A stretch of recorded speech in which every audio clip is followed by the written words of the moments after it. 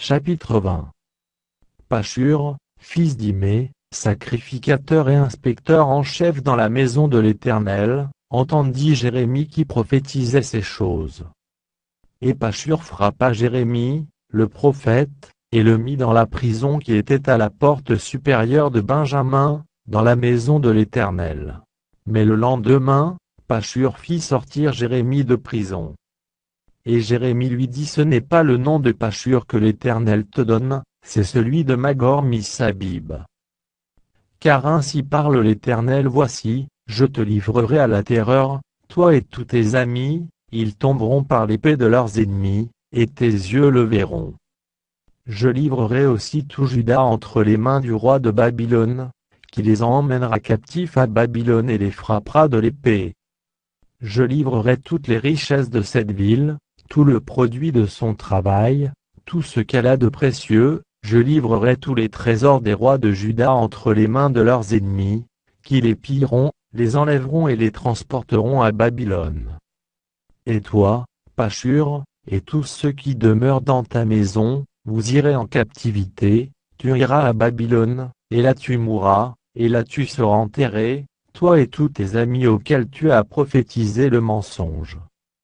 Tu m'as persuadé, Éternel, et je me suis laissé persuader, tu m'as saisi, tu m'as vaincu. Et je suis chaque jour un objet de raillerie, tout le monde se moque de moi.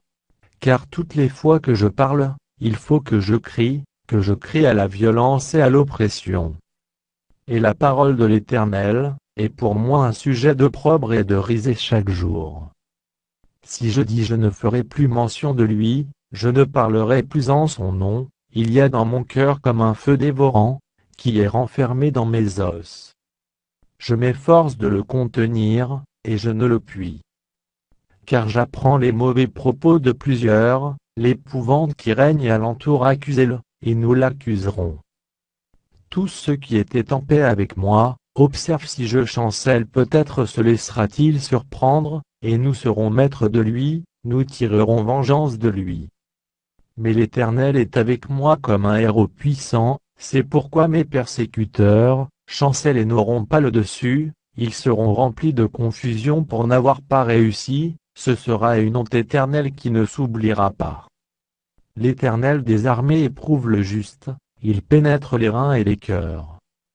Je verrai ta vengeance s'exercer contre eux, car c'est à toi que je confie ma cause. Chantez à l'Éternel, louez l'Éternel.